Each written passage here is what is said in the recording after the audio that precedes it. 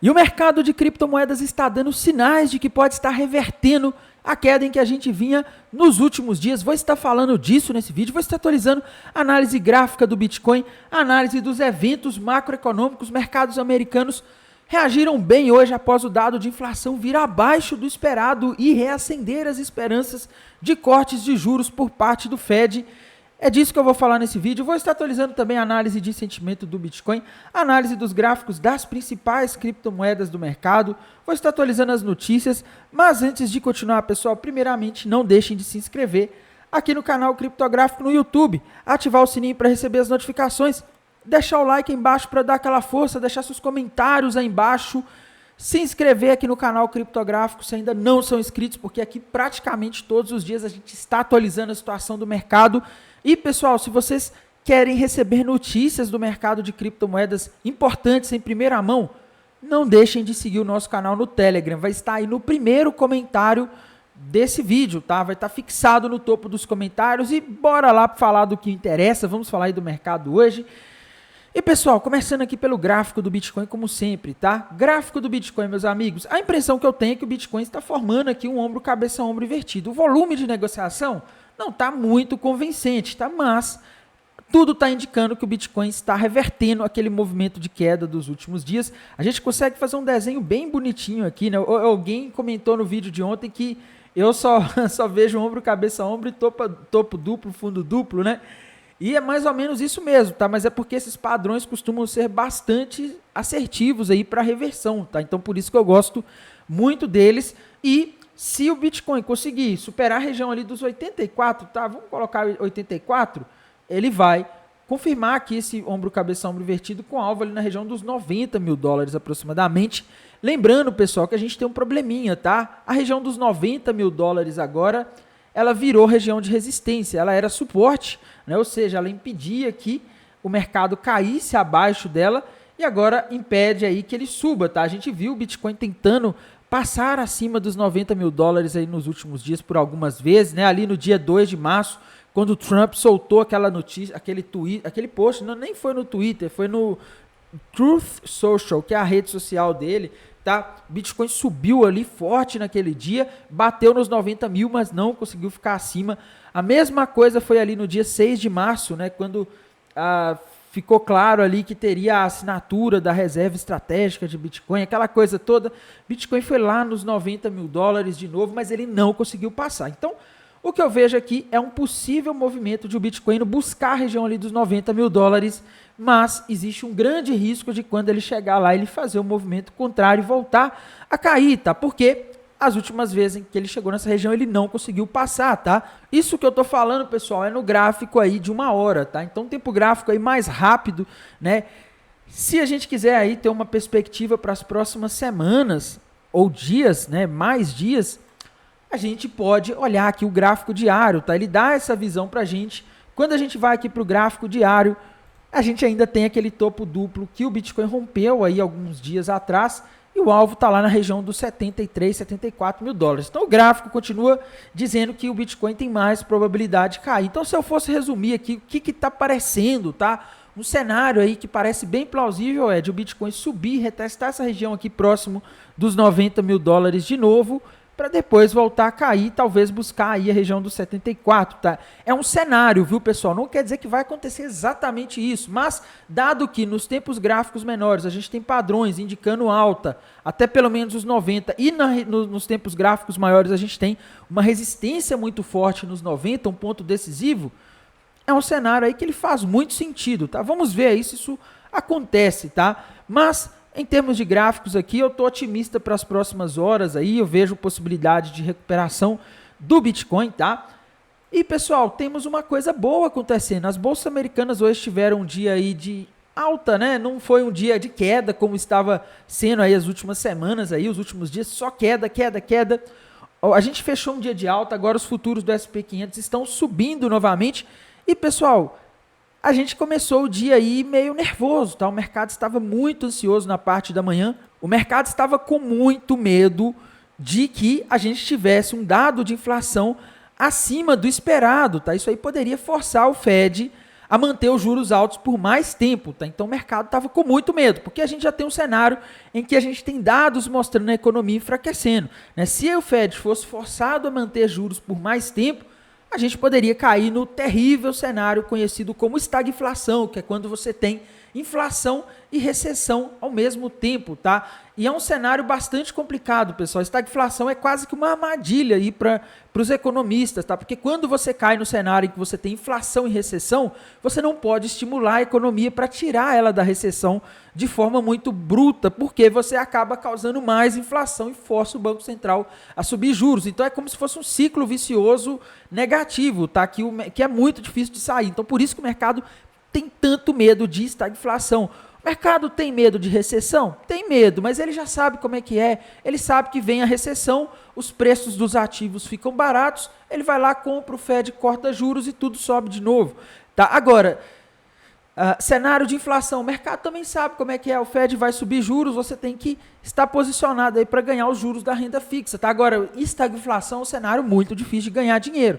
Tá? E é um cenário difícil de sair. Então, é por isso que o mercado teme tanto esse possível cenário. Tá? Na parte da manhã a gente ainda estava com o dólar aí se enfraquecendo frente a outras moedas, né? E o mercado ainda estava bastante preocupado com as tarifas do Trump. Tá? Esse era o tema na parte da manhã, mas logo ali, após a divulgação do dado de inflação, o mercado começou a reagir bem às 9h30 da manhã, né? Porque a gente teve a inflação abaixo do esperado, tá? Veio tudo abaixo do esperado, pessoal. O núcleo do CPI, que é a parte mais difícil, mais preocupante da inflação, ela caiu, ela desacelerou de 0,4 para 0,2. A expectativa era que desacelerasse para 0,3. Ou seja, foi menos, pessoal. Isso aqui é um sinal de que a inflação está desacelerando forte, esteve desacelerando forte no mês de fevereiro. Lembrando que no mês passado a gente teve a inflação do PCI, que é um outro dado de inflação que é mais relevante relativo ao outro mês, vindo abaixo da expectativa, tá? Então, a gente viu aqui o CPI no índice cheio, a expectativa era que ele viesse em 0,3, ele desacelerou para 0,2, né? Enquanto que em janeiro tinha vindo 0,5, tá? Na base anual, pessoal, a inflação do CPI caiu de 3% para 2,8%, caiu mais do que o mercado esperava, tá? Então, isso é um sinal de que a inflação está enfraquecendo nos Estados Unidos. O que pode ser o motivo desse enfraquecimento? Pessoal, tem muita especulação, tá? Algumas pessoas estão dizendo que é em função dos cortes de gastos públicos que o Elon Musk está promovendo, né? Algumas outras pessoas dizem que é porque a economia americana já estava desacelerando, medo das tarifas, enfim. Não dá para saber aí com muita precisão o que é, tá? Mas a gente aí viu as bolsas americanas abrirem alta ali, se eu não me engano, às 10h30, eu acho que está abrindo 10 horas, por causa desses dados macroeconômicos bons, tá? Isso aí aliviou o medo que o mercado tinha de o Fed ter que manter os juros acima da expectativa. E, meus amigos, o mercado acabou aí fechando, ruminando esses dados aí do CPI, da inflação abaixo da expectativa, tá? Essa inflação abaixo da expectativa ajudou bastante o Nasdaq hoje, tá? Que se recuperou aí da queda de ontem, né? Então, foi muito bom aí para o mercado como um todo, tá? Nasdaq é o que mais estava sofrendo aí com esse cenário, tá? Até o petróleo subiu um pouco hoje, né? Porque o petróleo caindo, pessoal, geralmente ele indica duas coisas, ou excesso de oferta, expectativa de excesso de oferta, ou diminuição da demanda, que normalmente ocorre por causa de uma recessão, tá? Então, uma diminuição aí do medo de um cenário de recessão, de estagflação, fez com que a gente tivesse aí o petróleo tendo um dia de leve alta, tá? 1,5% aí, uma alta relativamente considerável para o preço do petróleo, né? Mas, pessoal, muito atenção amanhã, porque a gente vai ter a divulgação de um outro dado de inflação às 9h30. Inclusive, eu vou estar fazendo uma live de novo amanhã no canal da Educação Real Oficial, tá? Acompanhando aqui a divulgação desses dados de inflação do PPI relativo ao mês de fevereiro. É muito importante acompanhar isso aqui, pessoal. Esse dado do PPI, ele é a inflação ao produtor, tá? Por que é importante acompanhar esse dado amanhã? Porque a inflação, normalmente, ela chega primeiro para o produtor, tá? Porque é para quem importa as mercadorias, as matérias-primas. Então, se, por exemplo, os efeitos das tarifas do Trump estiverem impactando já no mês de fevereiro, de alguma forma, produtores de produtos que são consumidos nos Estados Unidos, a gente pode ver isso aqui amanhã. A gente poderia ver, por exemplo, o PPI vindo acima da expectativa, como aconteceu no mês passado, tá? Muitas vezes o temor das tarifas faz com que muitos fornecedores ajustem os preços. Às vezes o cara comprou aquele produto ali com preço de, sei lá, de R$100 aí, importou uma unidade a R$100, mas agora que tem a tarifa, por exemplo, de 20%, ele vai lá e coloca 120. O pessoal costuma antecipar, tá? O pessoal não é bobo, né? Quem aí trabalha com cadeia de suprimentos sabe muito bem o que eu estou falando. Acontece muito isso às vezes de antecipar, então alguns setores podem sofrer aí com uma inflação antecipada, uma inflação criada pela expectativa de inflação, e a gente tem que ficar de olho, tá? Esse dado aqui, pessoal, na minha visão, ele vai reforçar ou não a tese de desinflação que o dado macroeconômico de hoje trouxe, tá? Amanhã a gente também vai ter ali os pedidos iniciais de seguro-desemprego, é um dado semanal importante, o mercado vai estar de olho, tá? Eu vi também, pessoal, aqui no calendário macroeconômico que a gente vai ter falas aí de alguns dirigentes do Fed, tá? Então, é importante a gente ter uma certa atenção amanhã no que vai sair deles, porque, pessoal, o mercado está ansioso aí para saber se... o mercado está ansioso para saber qual que é a visão deles a respeito disso, tá? Se a gente tiver aí esses dados de inflação amanhã mostrando a inflação abaixo do esperado ao produtor também, quem sabe o Fed não começa a colocar aí uma expectativa maior de cortes de juros, né? Eu não estou conseguindo achar aqui agora, pessoal, as falas, tá? Mas eu tinha visto que haviam falas aqui de dirigentes do Fed, tá? Vamos ver aí, amanhã a gente acompanha isso aí, eu mando lá no Telegram.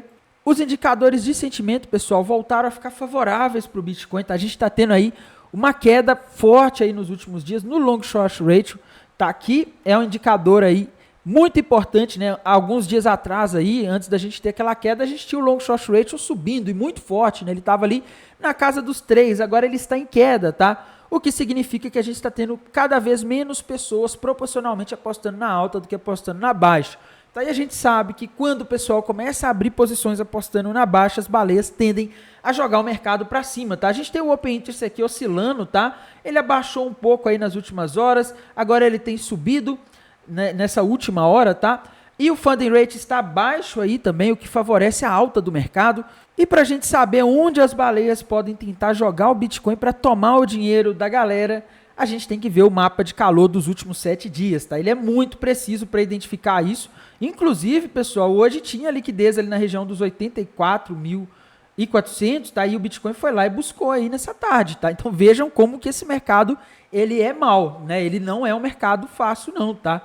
E agora, meus amigos, o que a gente vê aqui é que a gente tem muito mais liquidez acima do que abaixo, o que em teoria pode indicar que as baleias podem tentar jogar o Bitcoin ali na região dos 91 mil dólares, que seria o ponto aí em que teria mais liquidez. A gente também tem bastante liquidez ali na região dos 85, né?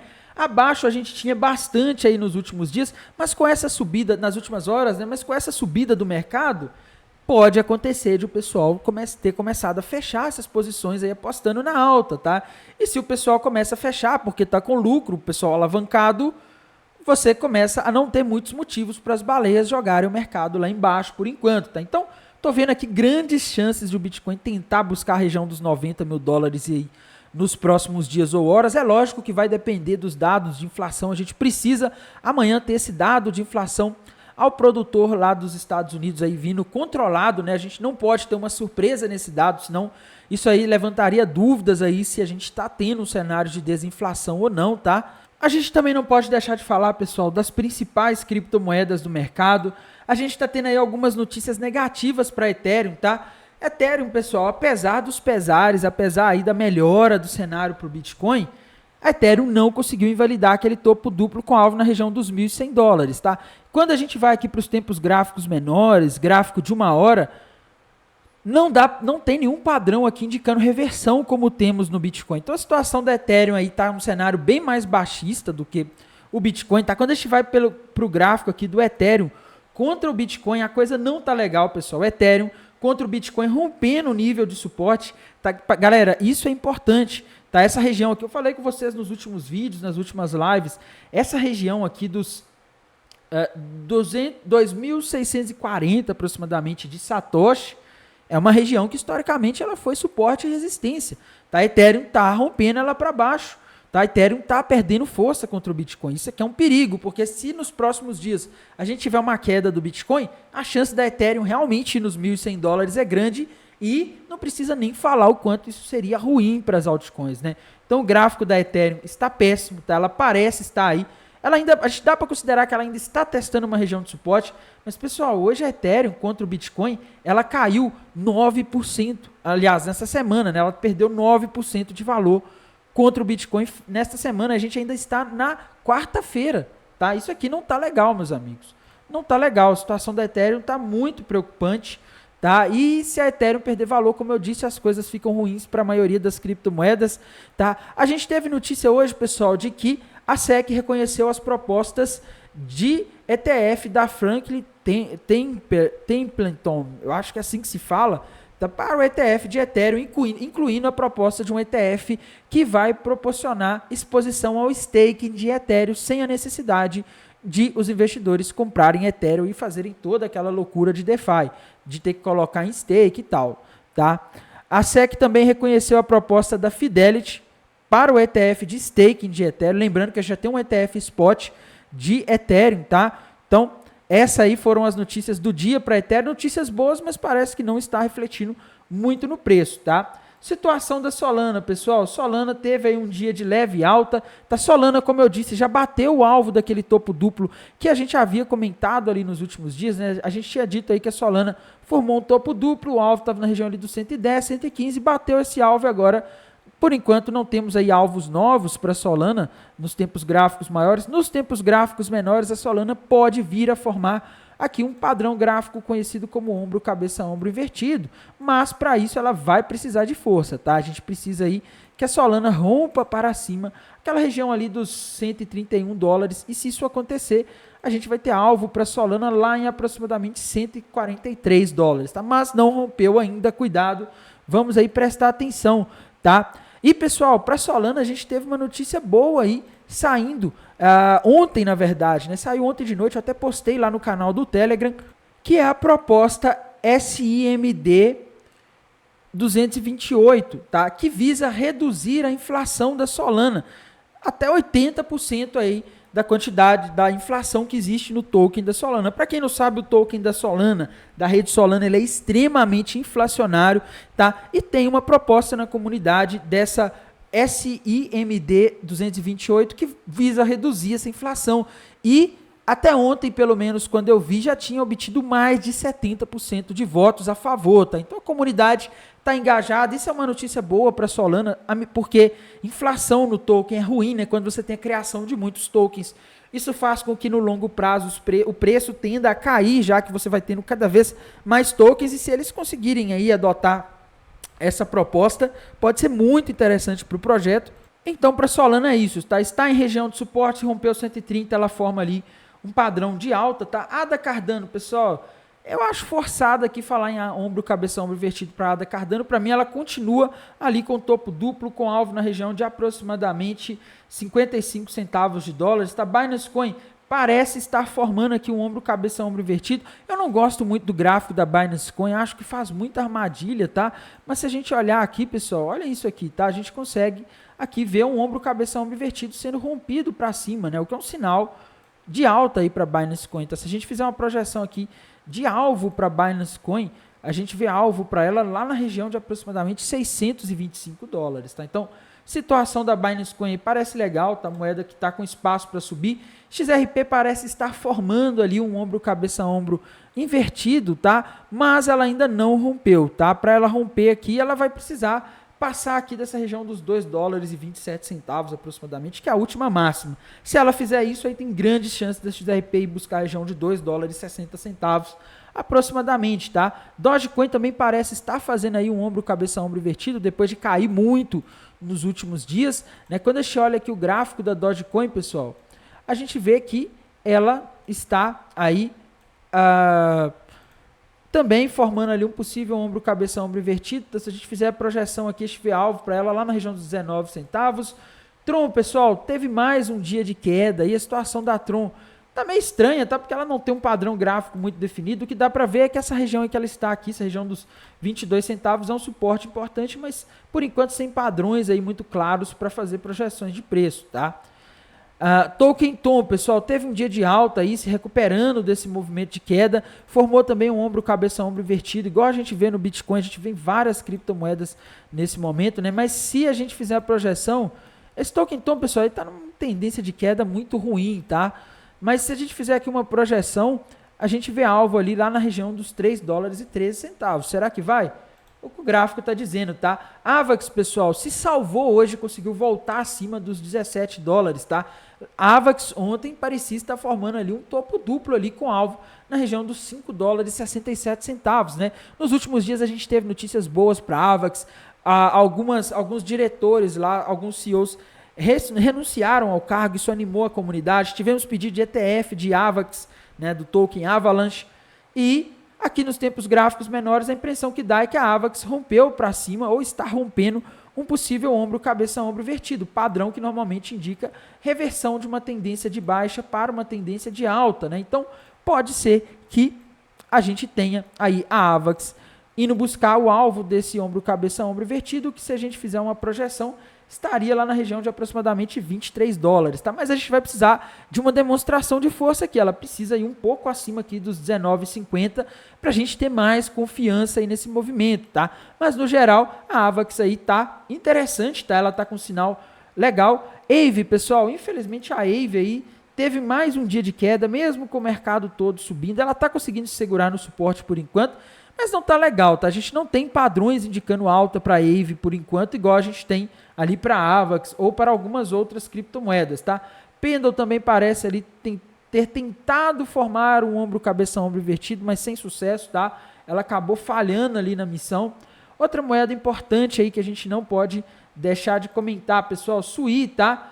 SUI, pessoal, parece que está ensaiando ali um ombro, cabeça, ombro, mas ao contrário do que aconteceu com a AVAX, a SUI não conseguiu invalidar aquele triângulo descendente com alvo em 1 dólar e 50 centavos, tá? NIR, tá? NIR também teve um dia de subida aí. Se a gente olhar aqui nos tempos gráficos menores, dá para a impressão que ela está formando um ombro, cabeça, ombro invertido, mas ela também não conseguiu invalidar aquele topo duplo gigantesco com alvo nos 95 centavos de dólares. Então, situação da NIR aí tá difícil, tá? Outra moeda que a gente não pode deixar de olhar, pessoal, Chainlink, tá? Chainlink bateu aí nos últimos dias o alvo daquele topo duplo ali na região, ela chegou a 11,86, eu tinha falado que o alvo era 11,50, mas a gente pode considerar esses alvos aí como uma coisa aproximada, tá? Não precisa considerar como um ponto exato que vai bater exatamente naquele lugar, tá? Para mim a Chainlink já bateu o alvo ali daquele topo duplo dos últimos dias, mas nos tempos gráficos menores aqui é difícil achar um padrão aqui muito confiável para Chainlink, tá? Outra moeda importante aí que a gente não pode deixar de comentar também, pessoal, Polkadot, tá? Polkadot fez de tudo aí para subir hoje, mas não conseguiu, e a situação da Polkadot não parece muito legal, tá? A impressão que dá é que ela pode estar formando um triângulo descendente. Se ela romper aquela região dos 3,70 para baixo, ela vai formar um triângulo descendente com alvo nos 2,50, mas ainda não rompeu, tá? Não precisa ficar aflito aí se você tem Polkadot. Só observar essa região de suporte que não pode ser perdida. A gente também teve notícia, pessoal, hoje que um banco importante da Alemanha ele afirmou em um documento, em um post lá no site deles, tá, que o Bitcoin é como ouro. Tá? Ele falou que uma reserva estratégica de Bitcoin nos Estados Unidos poderia estabelecer padrões internacionais. Né? É uma notícia que ela, por si só, não mexeu muito com o mercado, mas é bom, no geral, a gente ver aí um projeto como o Bitcoin sendo reconhecido por uma instituição aí do mercado financeiro tão relevante, com uma visão positiva aí do Bitcoin, tá? Então, uma notícia positiva,